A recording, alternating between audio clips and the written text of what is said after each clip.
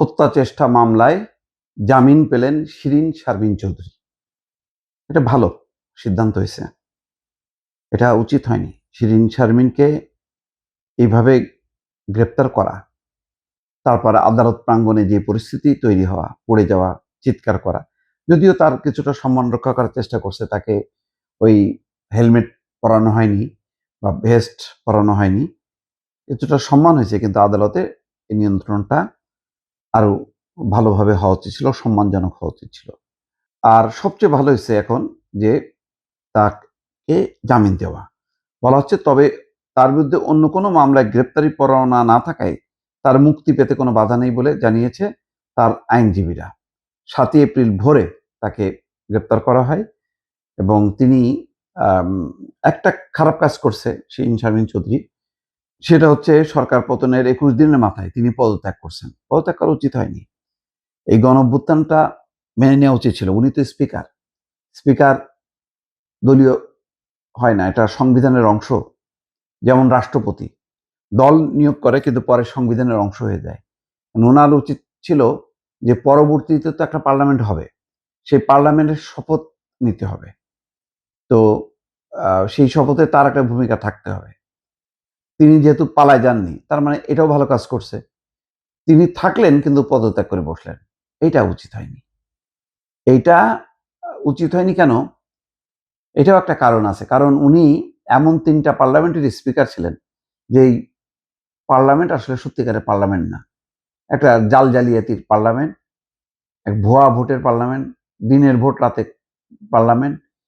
এই পার্লামেন্টের স্পিকার হিসেবে তিনি খুব ভালো গর্ব করতে পারেন না যে আমি এই ৩টা এর স্পিকার ছিলাম। তারপরে সবচেয়ে দেশকে একটা সংকটের মধ্যে ফেলে দিছে, যেভাবে তিনি পদত্যাগ করছেন। যদিও পরে অন্যভাবে কাভার করা হয়েছে, সিইসিকে দিয়ে শপথ নেওয়ানো হয়েছে, কিন্তু এইভাবে তার করা উচিত হয়নি। সেটা ধরেন একটা নৈতিক অপরাধ হইতে পারে।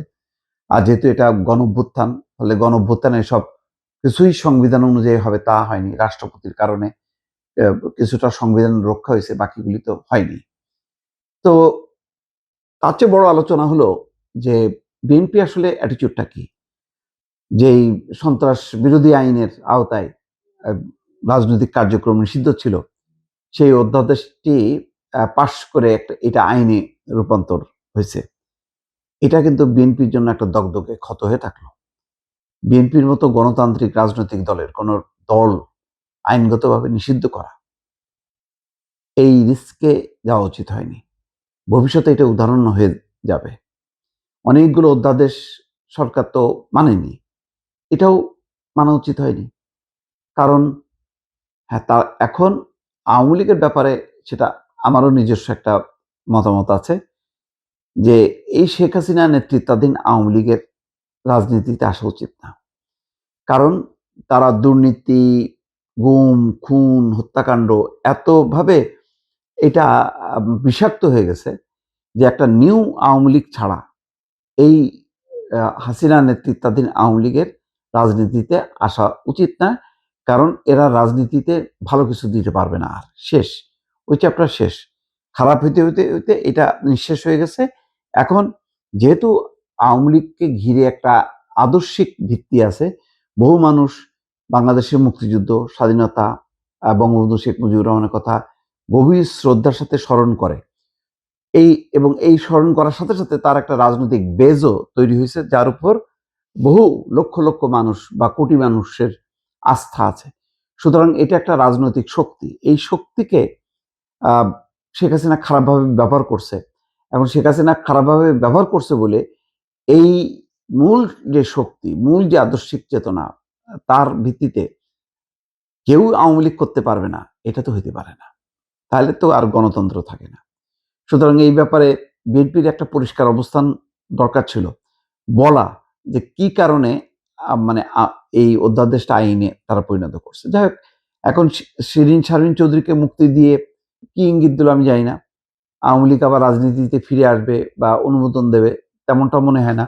হয়তো জাস্ট যেটা হলো যে অহেতুক মানে ফালতু মামলা, এই হত্যা মামলাগুলো অধিকাংশই ফালতু। এগুলি কোনো রকম ছাড়াই শুধুমাত্র মানে ভিকটিম করার জন্য, টার্গেট করার জন্য তাকে করা হয়েছে। আমি বলি তো, অনেক সাংবাদিক আছে, তাদের এই রাজনৈতিক অবস্থানের সাথে আমি বহুবার দ্বিমত পোষণ করছি, কিন্তু এইটা আমার মানতে কষ্ট হয় যে এই সমস্ত মামলায় তারা মাসের পর মাস, বছর পার হয়ে গেছে, 2 বছর হইতে যাচ্ছে, তারা কারাগারে থাকবে। এটা ঠিক না। যেমন শাকিল ফারজানা রূপা, তার একটা বেবি আছে।